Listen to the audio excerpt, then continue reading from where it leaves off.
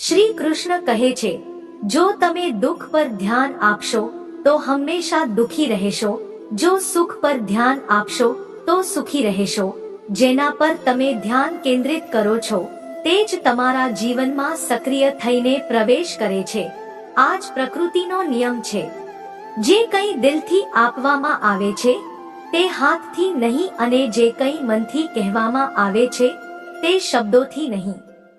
ચિંતા ન કરો, કારણ કે જેણે તમને આ દુનિયામાં મોકલ્યા છે તેને તમારી ચિંતા તમારાથી પણ વધુ છે. સંબંધોને સમયની નહીં, સમજણની જરૂર હોય છે. શ્રી કૃષ્ણ કહે છે, તમે આ સંસારમાં કોઈને ગુમાવવાના ડરથી જીવી રહ્યા છો. જો કે આ સંસારમાં તમારું કંઈ જ સ્થાયી નથી. ચિંતા છોડો અને પરમેશ્વર પર વિશ્વાસ રાખો, કારણ કે તે તમારી દરેક પરેશાનીથી મોટો છે. જિંદગી જીવવી હોય તો મુશ્કેલીઓ તો આવશે, મર્યા પછી તો બળવાનો પણ અહેસાસ નથી થતો. આ દોડધામવાળી દુનિયામાં જિંદગી ક્યાંથી સુકૂન મેળવે? ક્યારેક એકાંતમાં બેસો અને પોતાની સાથે મુલાકાત કરો. માણસ પોતાનો ખરાબ સમય તો ભૂલી જાય છે, પરંતુ ખરાબ સમયમાં કરવામાં આવેલા ખરાબ વ્યવહારને ક્યારેય નથી ભૂલતો. સારા વિચારોમાં એટલા વ્યસ્ત થઈ જાઓ કે ખોટા વિચારો તમારી નજીક પણ ના આવે. હંમેશા લોકોના કામ આવતા રહો, કારણ કે કુદરતનો નિયમ છે કે જે કૂવામાંથી લોકો પાણી પીએ છે તે ક્યારેય સુકાતો નથી. જેમણે પોતાની આદતો બદલી લીધી તેમની આવતીકાલ બદલાઈ જશે, અને જેણે નથી બદલી તેની સાથે આવતીકાલ પણ એ જ થશે જે આજ સુધી થતું આવ્યું છે. શ્રી કૃષ્ણ કહે છે કે સરળ હોવું એ સૌથી મુશ્કેલ કાર્ય છે, કારણ કે આ દુનિયામાં સરળતાને મોટે ભાગે કમજોરી સમજવામાં આવે છે. આજકાલ પ્રેમ અને વફાદારી ફક્ત એક રમત બની ગઈ છે. જો હું પણ બધાની જેવો હોત તો કદાચ એટલો પરેશાન ના હોત જેટલો કે સચ્ચાઈના રસ્તા પર ચાલનારા હોય છે. જિંદગી કોઈના વિના નથી અટકતી, પરંતુ તે વ્યક્તિની ખાલી જગ્યા ક્યારેય ભરી નથી શકાતી. જે લોકો તમારી કદર નથી કરતા તેમને પોતાની જિંદગીમાં ફરીથી મોકો ના આપતા. ક્યારેક અજાણ બની રહેવું જ વધુ સારું હોય છે, કારણ કે દરેક સત્ય જાણી લેવું પણ દિલને તકલીફ આપે છે. આજકાલ લોકો મજાકમાં પણ દિલની વાત કહી દે છે, અને કોઈનું પોતાનું નથી હોતું.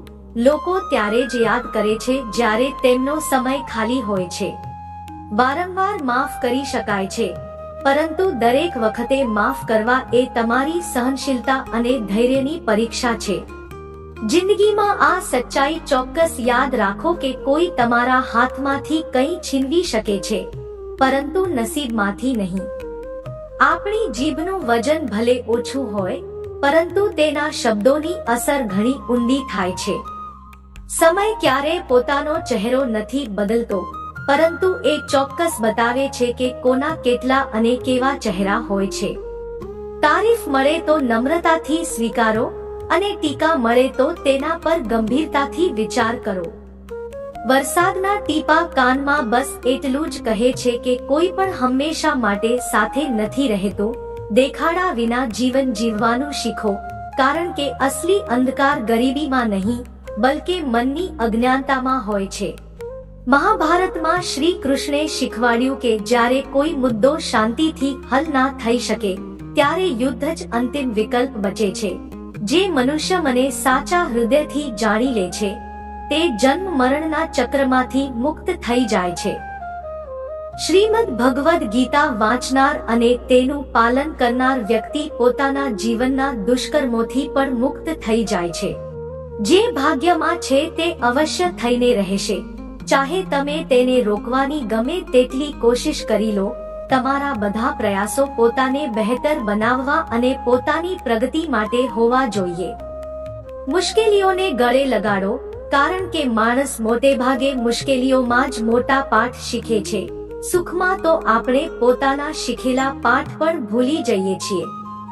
પ્રસન્ન રહેવું સરળ છે, પરંતુ શાંત અને વિનમ્ર રહેવું મુશ્કેલ છે. સમય દેખાતો નથી, પરંતુ તે ઘણું બધું દેખાડે છે.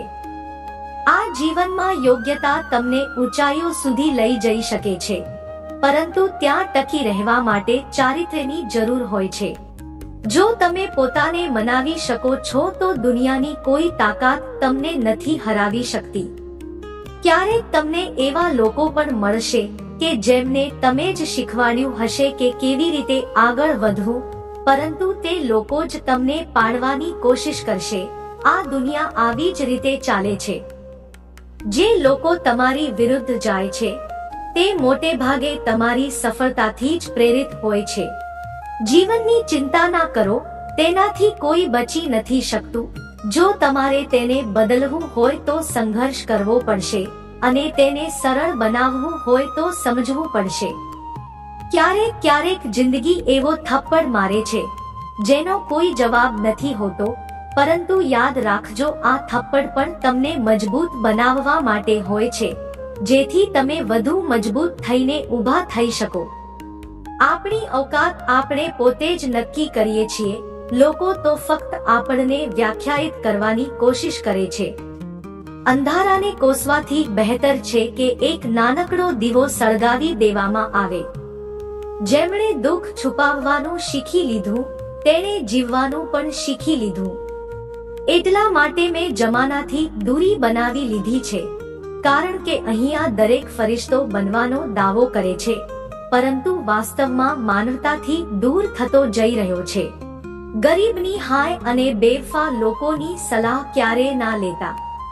પૈસા હોય તો તમારી અયોગ્યતા પણ નજરઅંદાજ થઈ જાય છે, પરંતુ જો ગરીબ છો તો તમારી યોગ્યતા પણ અવગણાય છે. સમજદાર તે જ છે જે દરેક પરિસ્થિતિમાં શીખે છે. જીવનમાં જે કંઈ પણ મળે છે તે એક અનુભવ છે. દરેક અનુભવ તમને મજબૂત બનાવે છે. ખુશ રહેવું એક કળા છે, તેને શીખો અને બીજાને પણ શીખવાડો. પોતાના તે જ હોય છે જે કોઈ પણ પરિસ્થિતિમાં તમને નજરઅંદાજ ના કરે. જેમ થોડી ઔષધિ મોટામાં મોટા રોગને શાંત કરી દે છે, તેમ જ ઈશ્વરની થોડી યાદ આપણા મોટામાં મોટો કષ્ટોને હરી લે છે. સમય ગમે તેવો હોય, સારો કે ખરાબ, તે બદલાય જ છે, પરંતુ સારા સમયમાં એવું કંઈ ના કરો કે ખરાબ સમયમાં લોકો તમારો સાથ છોડી દે. શ્રી કૃષ્ણ કહે છે, જો કોઈ તમને દુઃખ પહોંચાડે તો ખોટું ના લગાડતા, કારણ કે લોકો હંમેશા તે જ ઝાડ પર પથ્થર મારે છે જેના પર મીઠા ફળ હોય છે. જ્યારે માણસ ચાવી વગર કોઈ તાળું નથી બનાવી શકતો, તો ભગવાન એવી સમસ્યા કેમ બનાવે જેનો કોઈ હલ ના હોય. મૌન રહેવું એક સાધના છે અને સમજી વિચારીને બોલવું એક કળા. દુનિયાને કોઈ ફરક નથી પડતો કે તમે કેવી પરિસ્થિતિમાં જીવી રહ્યા છો.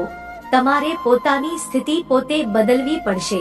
પોતાને વચન આપો કે તમે એટલા મજબૂત બનશો કે દુનિયાની કોઈ પણ વસ્તુ તમારા મનની શાંતિને ભંગ ના કરી શકે. જો કોઈની જિંદગીમાં તમારી જગ્યાએ કોઈ બીજું આવી જાય તો સારું છે કે તમે જાતે પાછળ હટી જાઓ. કોઈની પાસે હદથી વધારે ઉમ્મીદ ના રાખો, કારણ કે લોકો તમને એટલું મહત્વ નથી આપતા જેટલું તમે સમજો છો. કેમ રડો છો એવા માણસને ગુમાવવા બદલ જેને તમારા હોવા કે ના હોવાથી કોઈ ફરક જ નથી પડતો. અમુક લોકો પોતાની હરકતો અને ઘમંડના કારણે આપણી નજરમાંથી પડી જાય છે. સસ્તા લોકો પર ભરોસો કરવો ખૂબ મોંઘો પડે છે. આંખોમાં છુપાયેલું દર્દ મોટે ભાગે કહી દે છે કે દિલ નહીં, ભરોસો તૂટ્યો છે. લોકો સમજદાર એટલા હોય છે કે સામેવાળાનું જૂઠું પકડી લે છે, પરંતુ પ્રેમમાં એટલા દીવાના બની જાય છે કે તો પણ તેને સાચું માની લે છે.